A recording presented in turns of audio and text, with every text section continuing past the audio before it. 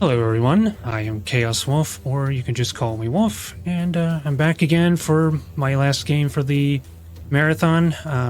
This is going to be CULTIC 100%. So our goal is to get all the kills in every level and find all the secrets. I have with me my commentator, if you would like to introduce yourself. Yeah, I'm Jason, or JSauce. I'm the developer of CULTIC, and was a little worried I was going to miss the stream because I woke up this morning with a pretty nasty stomach bug. So I'm just like fingers crossed that I survive this. We'll see what happens. I might be part of the 100% kills. We'll see. So we go new game casual, and we wait for to skip the intro cutscene, and the timer will begin on the when we load into the level. That's going to be 3, 2, 1, go. Right, so right off the bat, you'll see we move pretty fast. This is done by doing your jump, your kick, and the dodge all in one movement. So you get quite a bit of momentum build up that way. And I'm just gonna set up for these first two secrets. Did this? Please tell me that it did not get the door open. There we go.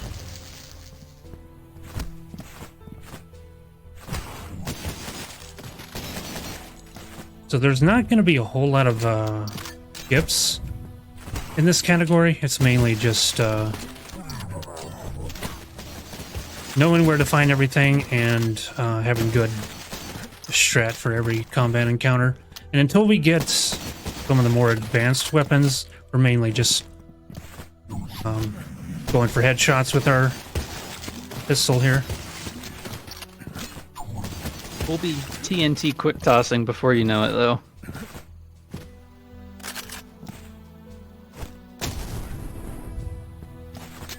So there's some extra supplies in there, but I never really need them. So yeah, those guys were lit up very easily. That plays into a lot in my strategy. Is any of these lanterns we can find, they help us out tremendously. It's pretty much on par with using a Molotov. I'm gonna recover that.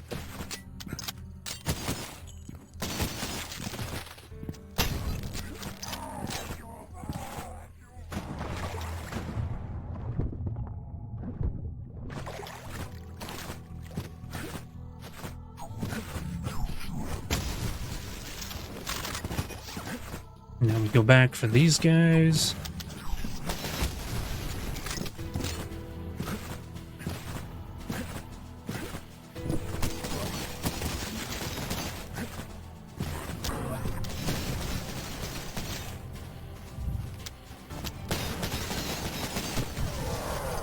There we go.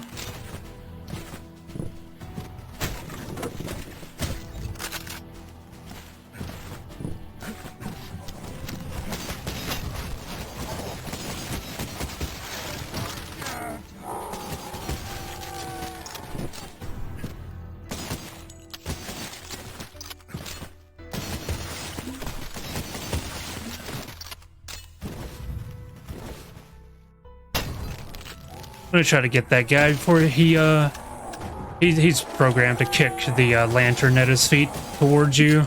He does like to do that.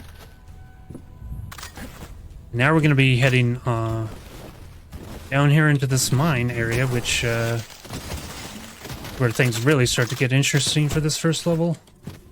So that guy is not actually like hard-coded to kick that lantern, but it's like the first thing he sees when he wakes up, so he kicks it. If he happens to choose a random direction facing away from the lantern when you wake him up, then he actually won't kick it, which is nice. Sometimes he tries to kick the barrels at you and winds up hitting his buddies, and that's always pretty funny.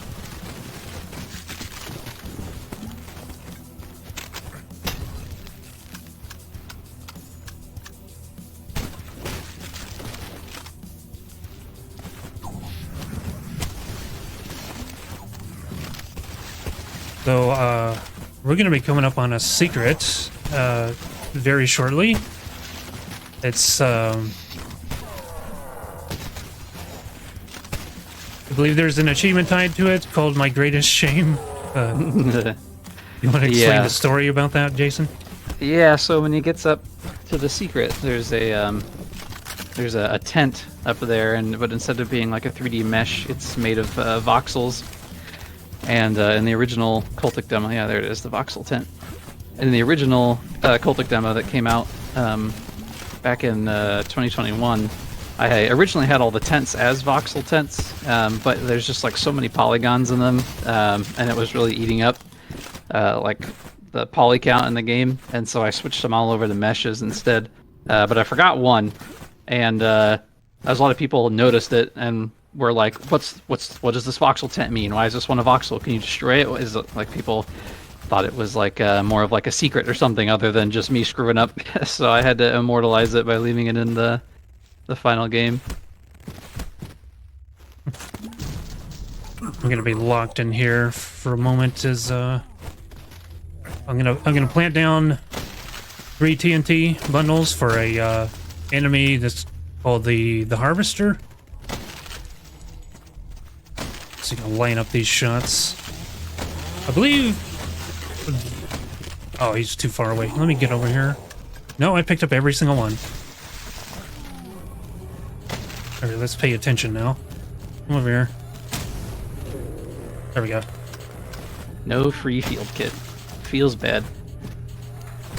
So I believe those other enemies that are trapped in there with us, that's like the only time they ever appear in this chapter, right?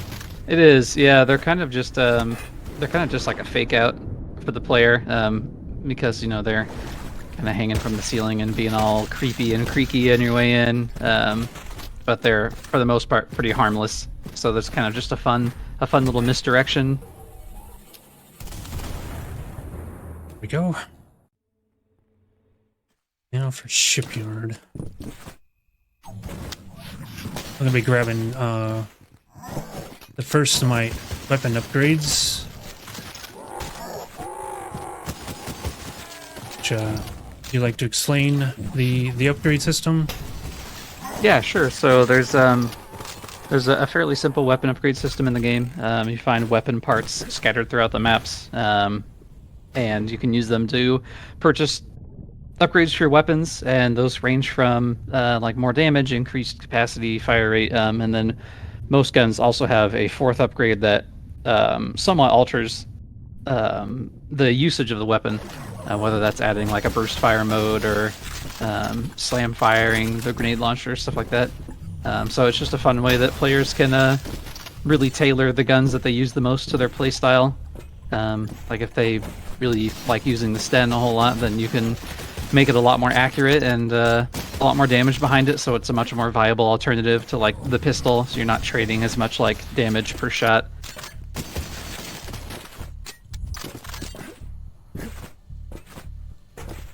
I mentioned there's not a whole lot of skips that we do in this category, but the upgrade I grabbed for the shotgun helps us to do a few for this category, and we'll be seeing that very soon here. Whenever first I get ahead into the ship and grab a key, and then whenever I'm ready to go up, I'll use the alt fire to give me a boost. Yeah, that's the fourth upgrade for the shotgun. Basically, it lets you shotgun jump with it by increasing the amount of recoil on it by a lot. It's a good time. If you're a cultist and you see a guy shotgun jumping his way towards you, it's probably just time to give up.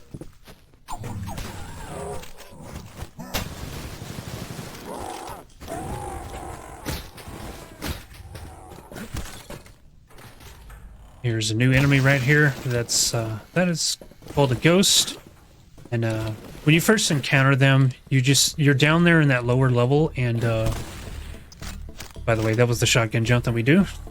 Save us from going around. You're locked in that down in that room, and you just see floating barrels. And the first time playing this, it kind of freaks you out. And come to find out that those guys have telekinetic powers. They're very weak, but they can be extremely dangerous. Yeah, they can. Physics props that are thrown by them do some pretty crazy damage, and they can also like intercept. Like if you throw dynamite in the air, they can intercept it and throw it back at you. And they can also do like a strangle attack on the player, which doesn't do much damage, but it slows you way down. And that can be awful if you're trying to cross a room and there's lots of enemies shooting at you. So they're very much a top priority kind of enemy. This guy right here in the orange robe is very rare. He just blew himself up. He's done. I was wondering if he was going to suicide bomb you on your last run. If he gets down below half health, he'll try to do like a kind of a kamikaze attack at the player, and it does a lot of damage. Oh, we left the shotgunner. He probably would have blown himself up anyway.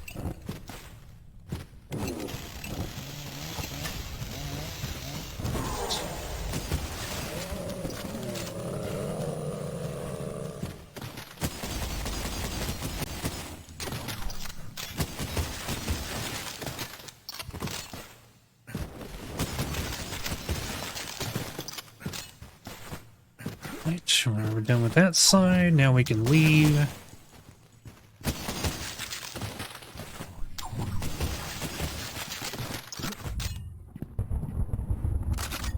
And this is the point in the game where the sky opens up.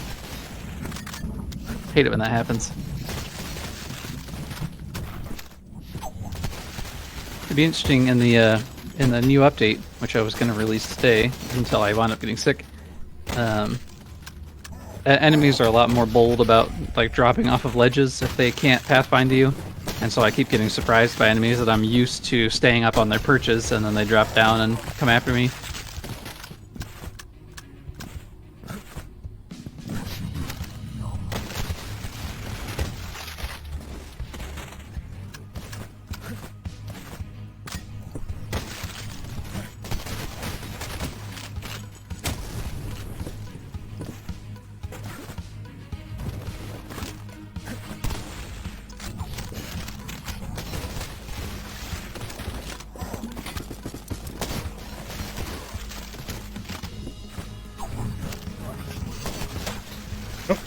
Blew that up in my face.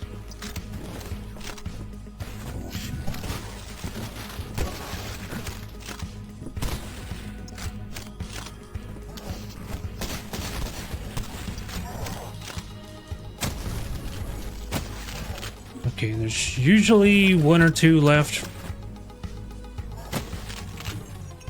There's one left. Uh-oh. I was concerned about this. Okay. For the sake of staying on time for the marathon, I won't go out of my way to hunt down enemies, but yeah, I don't see them anywhere in this immediate area. Yeah, I wonder. I would say like maybe one of the like sniper perch guys in the first canyon area, but I don't know. It's a good question. Yeah. For the sake of the marathon, I'll just keep going. I'm usually pretty consistent about getting everything, but sometimes that happens.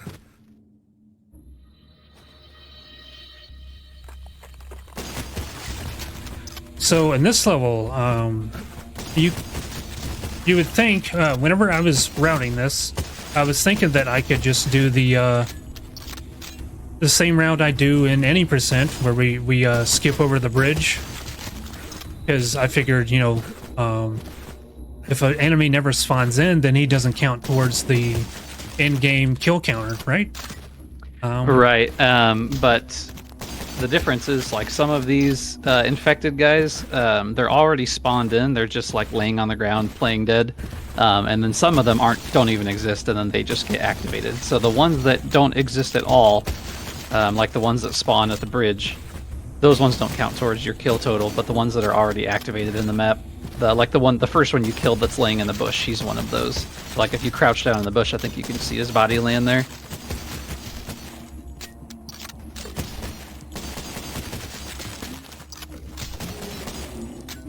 Okay, check my kill count. It's at 18. That's all of them in this area, so we can move on.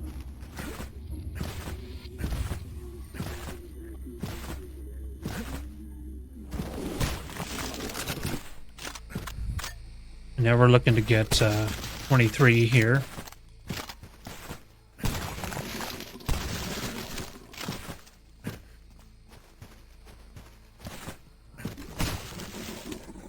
Okay, that's 23.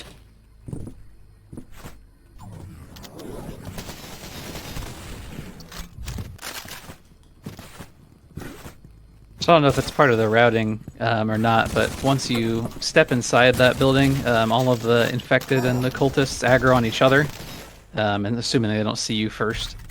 So it could probably... I assume they would eventually kill each other, but it might be faster to just run in there and blow them up.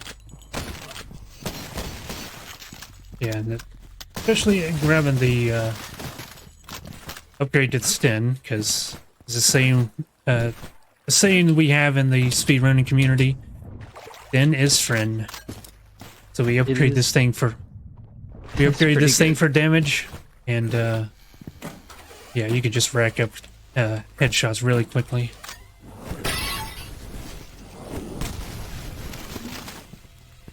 No stragglers. All right, that's everybody.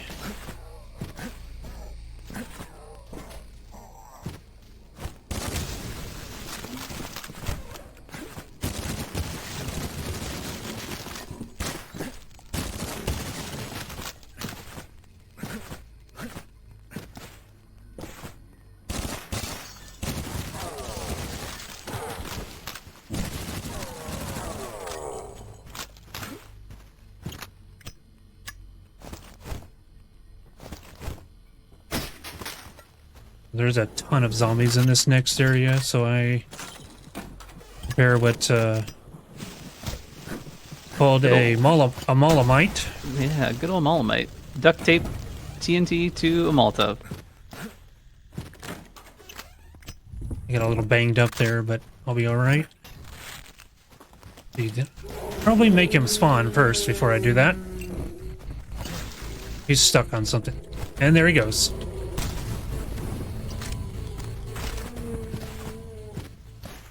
Yeah, Very Jason, flammable. as Jason was telling me earlier in our little practice runs, don't expect to kill them that fast in the current patch. I'm playing on a down patch version for some various skips, and enemies like that are way more susceptible to fire. Yeah, it was a little ridiculous how, like, most of the spongier, like, infected creature type enemies are more susceptible to fire, so it's a good way to save ammo if you don't want to try to burn through their tanky HP. But some of them were a little too susceptible to fire.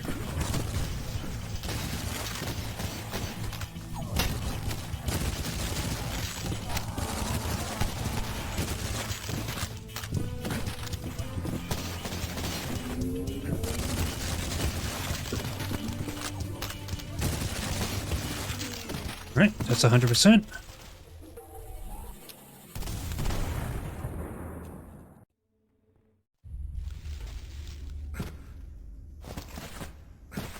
Like I was saying earlier, lanterns are, well, when you actually hit things, lanterns are very good.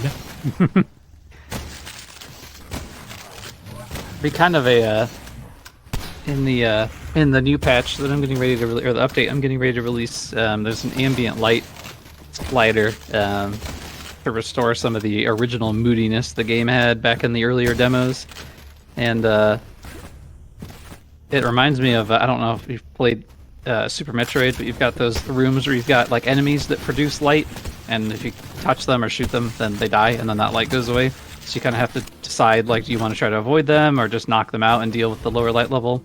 And lanterns are kind of like that if you're playing with the ambient light turned down, because you really need those extra lights.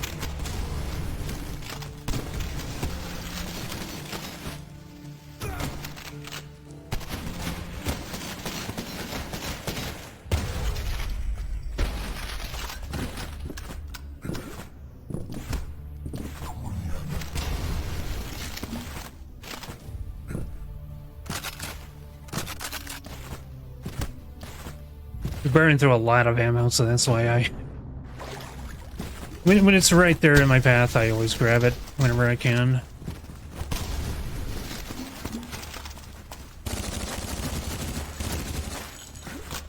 This There's room always- is crazy if you're playing the randomizer. It's like you just get like a ton of bullet enemies, and this room is not designed for bullet enemies.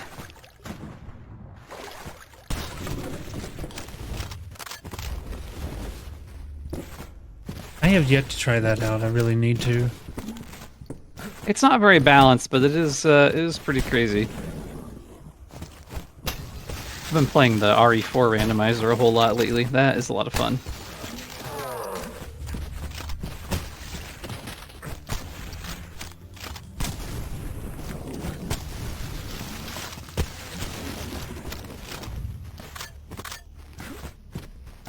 Which I don't think we mentioned at the start of our run today. Yeah. Speaking of RE4, this that game was a major influence for CULTIC. Oh yeah. And now you see they're ripping off CULTIC with this RE4 remake that's coming out. Can't believe it.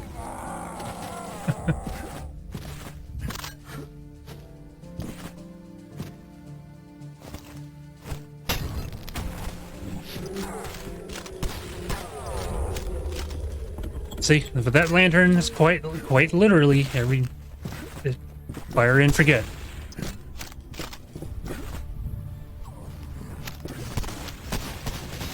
Oh man, every time you make that jump, it makes me clench up.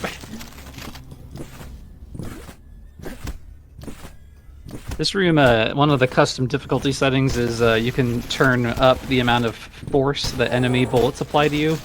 And if you crank that way up, that room is hard. You just constantly get launched into the abyss.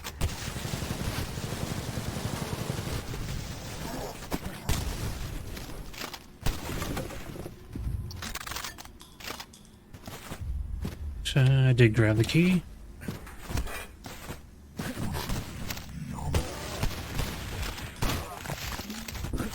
Just speaking of RE4, I've running into a huge dilemma because my game releases on the same day as my fiance's birthday. I got a really tough decision to make. Trade carefully.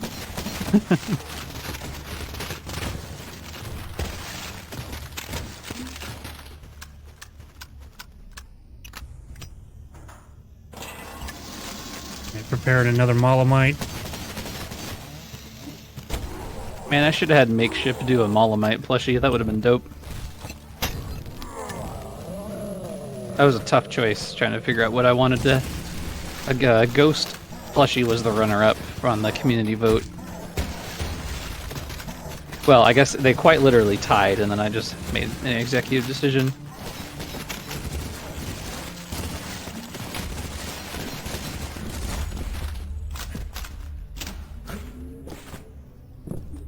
And it's 100%. Woohoo! Maybe Alright, you could maybe you can kill one extra enemy on the next map, or on the first boss, to make up for the one that you missed in in Shipyard. Right. So let's start here. I'm going to grab 2 upgrades that allow me to shoot faster with these 2 specific weapons, the lever action and the sawed-off. I can't believe you didn't inspect that skeleton's penis. Oh, I'm sorry, what? You can inspect that skeleton in the coffin, and you make a comment about, like, that's one less cultist or something like that. But the position for the interaction marker is like right on his groin. And I was like, oh, I gotta leave that in. I can't possibly take that out. That's things that could not be brought up in GDQ. Oh yeah, whoops. I guess I should have thought about that. You're fine. I really appreciate how much you do TNT quick tossing in this run, because it's kind of like an underutilized, underrated feature, and it's probably one of the features in CULTIC that I'm most proud of, is being able to you can, like, if you look at the bottom right corner, you can see there's a TNT icon with the Z key, and without having to equip dynamite, you can just quickly chuck one out with your offhand, and then just shoot it to blow it up. And the hitbox on it is really generous, so smacking it with the shotgun is super easy. I knew when you previewed that on your Twitter that the moment I saw that I was like, oh, this is gonna be useful for for speed running. I almost said PvP. Like, That would be pretty funny too. Deathmatch with people just quick TNTing each other.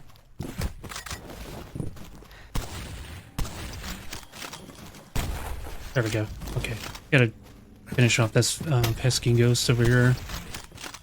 He's just hanging out. And now he's dead.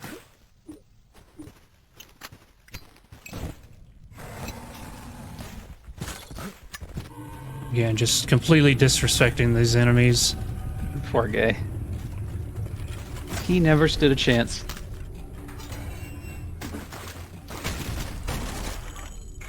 Man, it's crazy. In the new patch, these areas are so much darker. Actually, kind of have to use your flashlight a little bit. You didn't even grab the flashlight. Just skipped right over that. Yeah. I think it gives it to you by default at the beginning of the next map.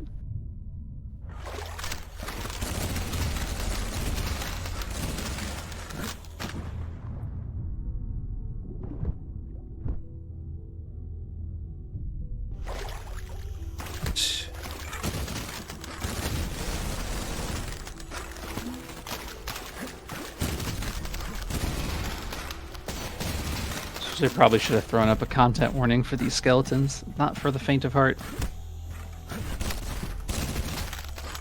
All right, this isn't a secret in here, but there's so much ammo, so I always come in here and grab it just to restock.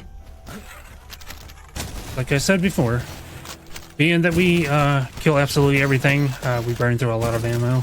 That secret that Wolf just grabbed, I literally completely forgot it was in the game. When I was doing just like a dev stream the other day, playing through the build, and I think you were in chat, and you were like, "You're not going to grab the grenade launcher?" And I was like, "There's no grenade launcher in this map." And then you said there was, and I was like, "Oh no!" Completely forgot that was there. Backseating the dev. How could you?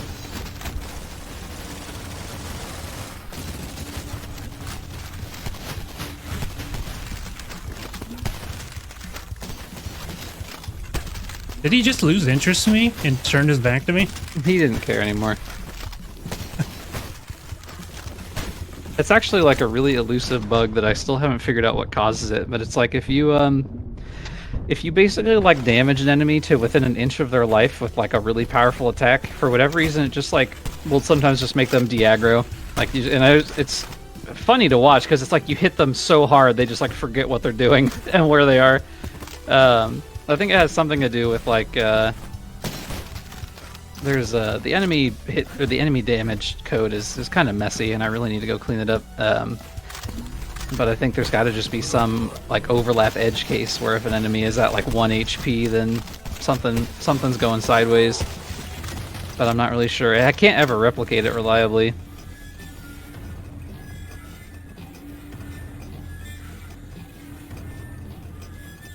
Oh yeah, if you really wanna. Oh my god! I still win though. I've never seen you fall off the elevator before. That was great. As long as it's fading out, I'm okay. Yeah, right now I'm gonna grab the slam fire and the extended magazine. Oops, I'm not done yet. The slam fire will allow you to shoot faster, and of course, extended magazine self-explanatory. The FG42 I grabbed a damage upgrade and the scope, and those will be the last upgrades I get for the entire run. I've set down exactly 7 TNT because we're gonna fight off waves of enemies here. If Jason, you would like to explain this part? Yeah, so this boss fight is in 2 parts. The first part being kind of a wave-based encounter. And it's kind of like the first big test of all the players' skills because the enemies are coming to you, so you kind of have to think on your feet and swat. It's very much basically like the survival mode. And then after 3 waves of randomly spawning enemies, you fight the actual boss, which is a tank, which will be a very short fight with this particular strategy.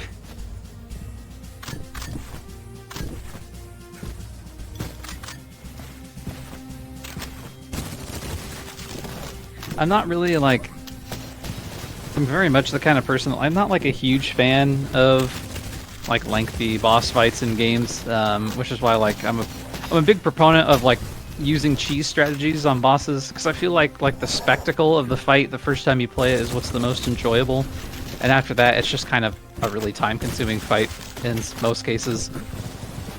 So it's always cool, you know, like I feel like Resident Evil 4 kind of has that. All the bosses have some kind of cheese strategy that whether it's just like spamming frag grenades on Sadler or camping up in the rafters for Mendez. You know, it's like I already played it the right way once, and it's kind of cool to see how you can game the system and maximize your, or rather minimize your like resource usage. The tank also has a kind of like a super secret weak point that you can, if you're trying to save ammo, which I play the game very economically, so I'm always saving ammo. It's nice to use the weak point as opposed to using up your TNT or your frag shells. Oh, and a harvester.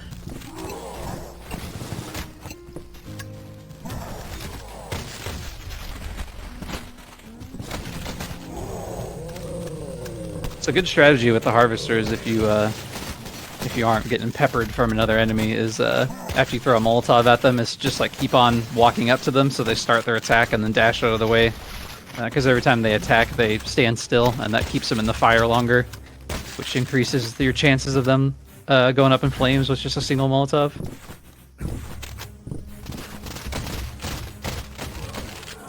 Right, checkpoint. The tank is gone.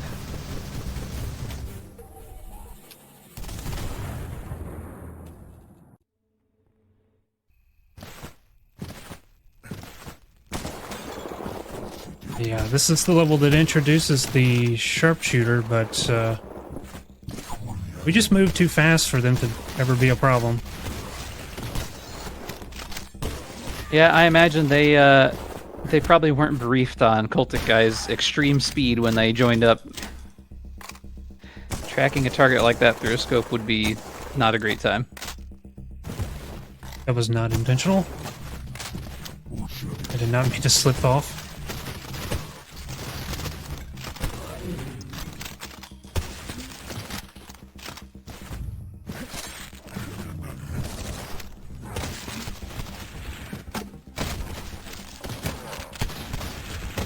So due to the level design of this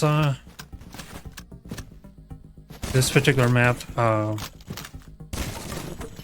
it can make hunting down every enemy, especially in the last area, it can be kind of difficult to find everything. Yeah. But, yeah, especially if a stray shot or something wakes an enemy up really far away and then they just spend like 10 minutes pathfinding around the map.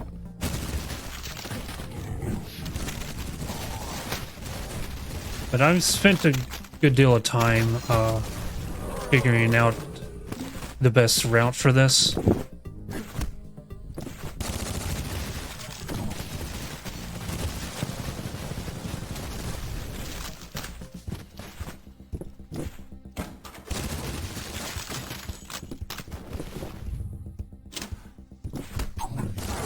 So hitting that switch is mandatory, and it'll cause those two shotgunners and this sharpshooter spawn as well, I think, as well as this grenade launcher guy.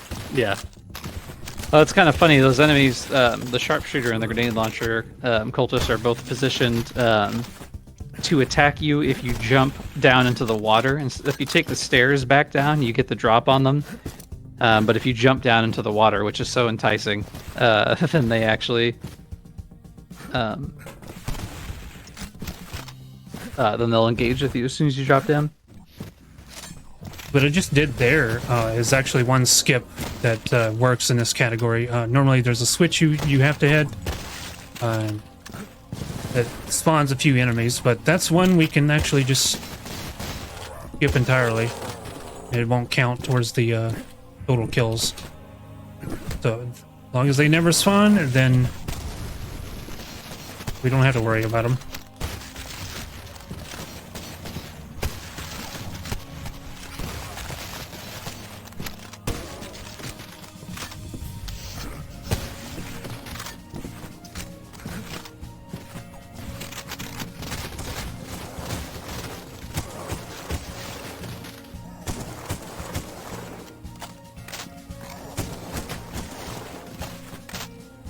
I'm gonna make my way through the trench here.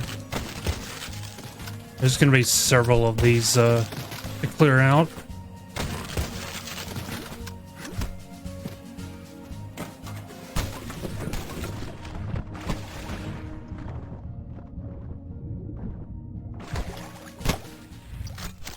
So I was kind of lost in this hedge maze until somebody in my chat realized just follow the blood trail. Yep. Yep.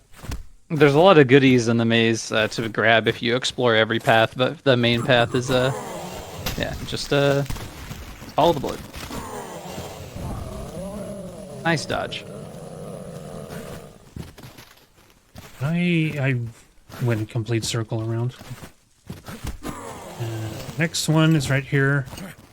I forgot there's only 2 of these guys on casual. I think on maybe hard and above, there's 3 of them total in there. And you kind of have to race to kill the first one, otherwise you have 2 of them on you at the same time, and that can be a little rough. Since you're here, those 2 shield guys, when do they spawn? Because they were not there on my way in. I don't think they do spawn. I'm pretty sure the only thing that spawns in the hedge maze is just the harvesters. So it's possible they just followed you, because there's 2 shield guys that are in that alcove right in front of you. That kind of connects the inner courtyard to the outside. There's shield guys in there, so I wonder if one of them just woke up, decided to come hang out. I imagine this category would be extremely hard on extreme difficulty, just with like the tripled damage and the higher enemy counts and enemy aggression. Do a nice tank shot. Nice. You know, blow open those boxes for this one lonely ballistic armor plate. It's like my favorite gag in the entire game. It's like pretty much every semi-truck in the game that's open, there's like some boxes you break and there's usually a pretty good goodie behind it, but in that box there's like 16 boxes you have to break and one single armor plate at the end of it.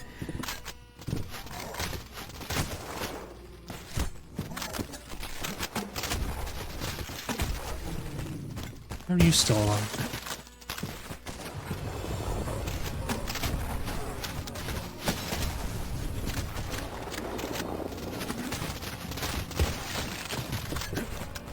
Being able to stack up explosives and chain react them all was a big, one of the big Killing Floor 1 influences. It's like one of my favorite things to do in that game is stacking up frag grenades.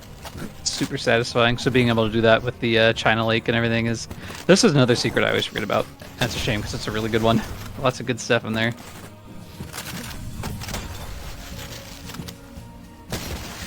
And that's 100%.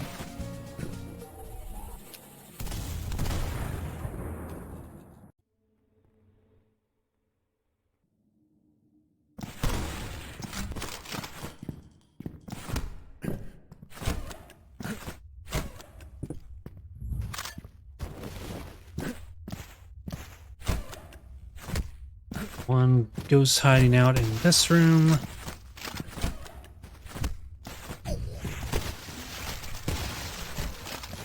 So yeah, like this you woke up the guys in the attic. Yeah, it happens sometimes. I don't know how. Huh. Other times they don't notice. But yeah, this is the point in the game where you start seeing the enhanced cultists. All the ones with the glowing red aura around them. They pretty much have every stat increased. Yeah, they are boogers. Especially the shotgun guys. They pop off those 2 shots so quickly.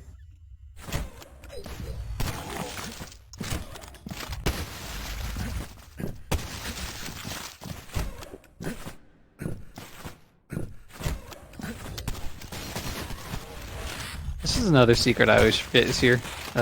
The cooler back there. Or maybe it's not just, I guess it's not a secret, but just something I forget is there. The cafeteria area.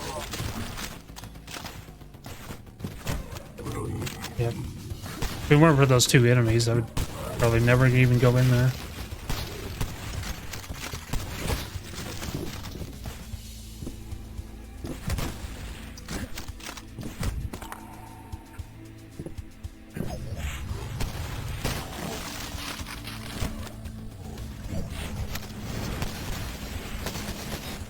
Good old incinerator.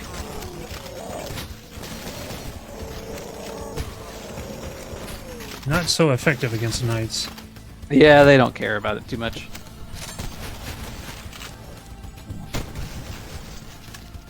Okay, that's everybody on that. Nope. There we go.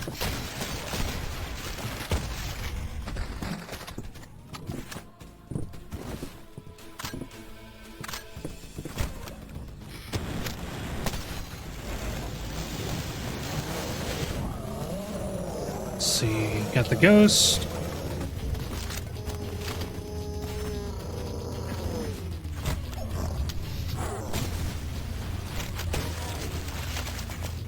And that guy took care of him for me. That was really nice of him.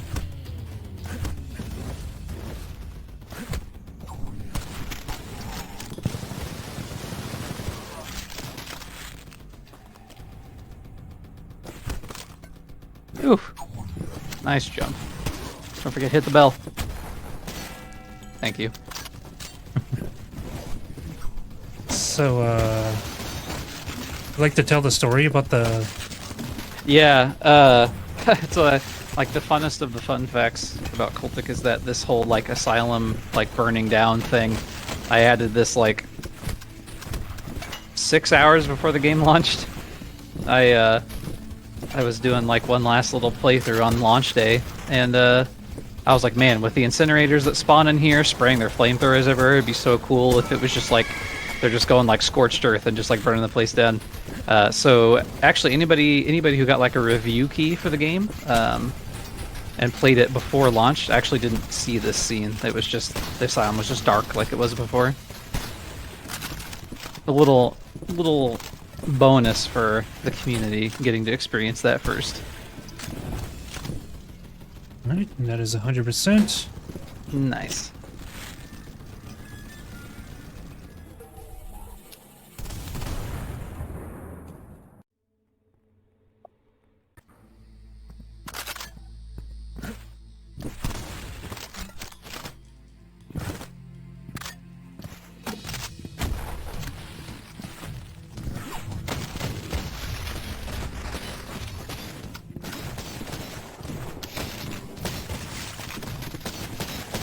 This is probably, in terms of keeping up with all the kills, this area right here at the start is probably the hardest in this category. Yeah, people like to run around, and this is a pretty big open area for enemies to pathfind around, so it can be kind of hard to keep track of where they ran off to. I didn't quite get the tank kill. He was going for a fireball on you too. It's a good thing you stunned him out of it. Changed his mind. Whew, man.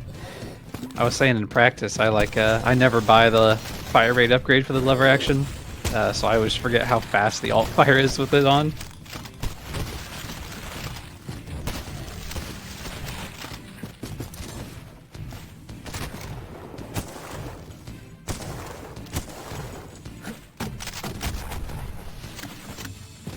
Something I was messing around with, well, it's technically still in the game, it's just like commented out, was those sharpshooters have an alternate attack where they like shoot a flare up into the air, and it like alerts everybody in the area. And so it was kind of like a reason to prioritize the sharpshooters even more. But it was like they did it so fast. It was really hard to tell what they were doing, or like tell the player that they needed to prioritize them without like putting a big like flashing thing on the screen or something. And there just weren't that many areas that the sharpshooters are even in a position to wake other enemies up, so I wound up taking it back out. I remember that tweet. I forgot that cache was there.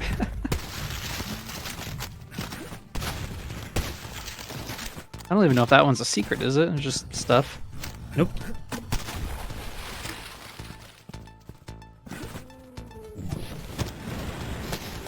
gonna burn their dog. So there's the pen they kept them in. And the beware of dog sign. And wake up the knights, and draw off those guys. But yeah, the flare gun thing was cool. But it's like in a game like Far Cry, where you have like enemies that can like summon reinforcements. They have like usually like a really long wind up and like a big icon over their head letting you know where they are, or like a notification that's like an enemy's calling for backup. And CULTIC's just like not the kind of game to have that much information on the screen being thrown at the player. So I just wound up taking it back out.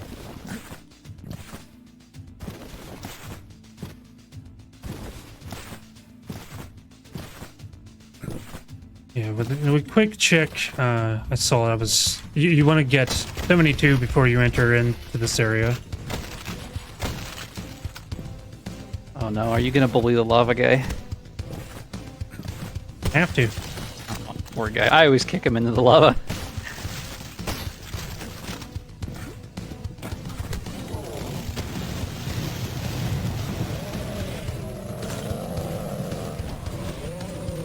Nice.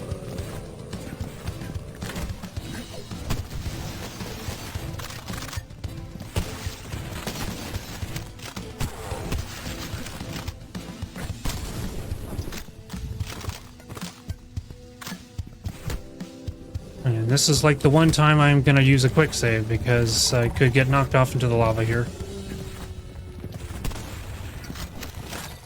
Other than checkpoints, I haven't been using a single safety save. Keeping things high tension.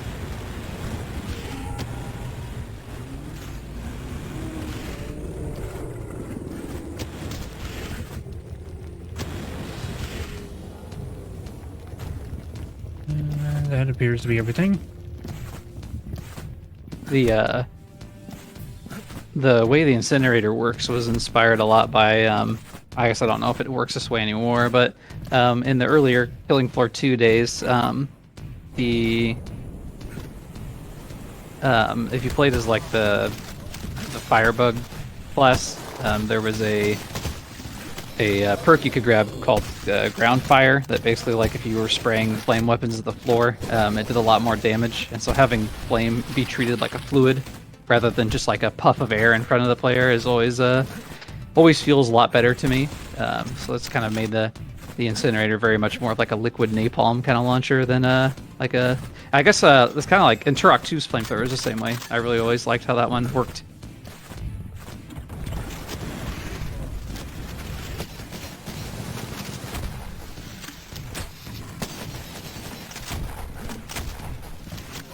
Need to actually beat Turok 2 at some point.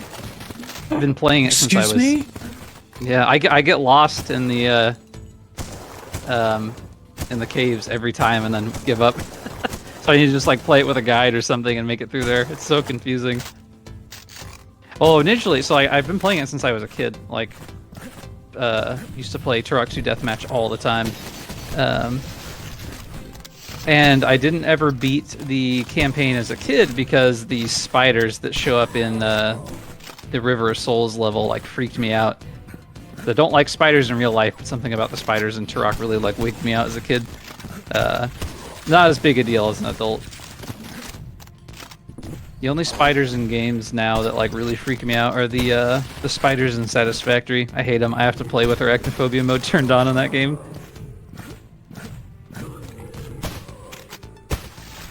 You probably won't ever see a spider enemy in CULTIC, just FYI. And that is 100%.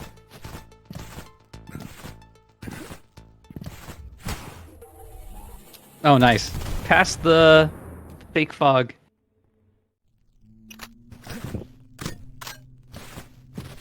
Right, so time's going to be coming up pretty soon here. This fight would go really quick. It's done in 3 phases. We got to drop the shield first. Then the chest will open up. Then we repeat. And on casual, you can really just tank all the shots from the ads, too.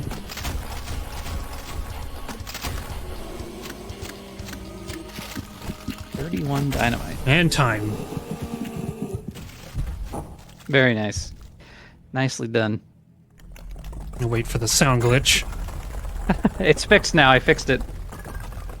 It's so loud. That's fixed in the next update too. And So the toilet breaking sound too.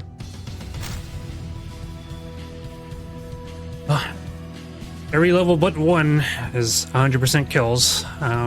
That was all the secrets. But yeah, that's all of my runs I've got for this event. I want to thank you again, Shots Fired, for having me. If you would like to learn this game, Haste, the world record holder, has a guide for any percent and any percent inbounds. This category, I'm sure anybody could learn simply by watching. It's a matter of learning where everything is. But yeah, if you would like to check me out on Twitch, it's chaos_wolf. And yeah, Jason, you got any final words? I don't. That was I'm just honestly impressed that my stomach held up this whole time. That was great. I was really worried I was going to miss the stream. But yeah, thanks for submitting the game. It's always fun to see it get speedrun, and always fun to join for commentary. Thank you.